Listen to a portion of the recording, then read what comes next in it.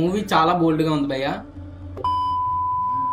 Hello guys, welcome to Romeo Raja reviews కి స్వాగతం సుస్వాగతం. పారడైజ్ మూవీ విషయానికి వచ్చేస్తే మూవీ చాలా బోల్డ్గా ఉంది భయ్య.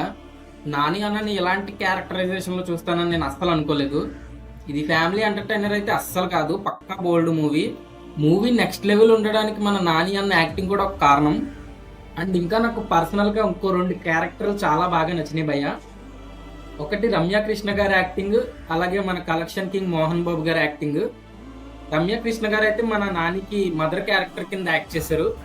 మోహన్ బాబు గారి గురించి ఏం చెప్పినా స్పాయిలర్ అయిపోద్ది. అండ్ మూవీ బ్యాక్గ్రౌండ్ స్కోర్ విషయానికి వచ్చేస్తే పక్కోడు కుమ్మేసాడు భయ్య.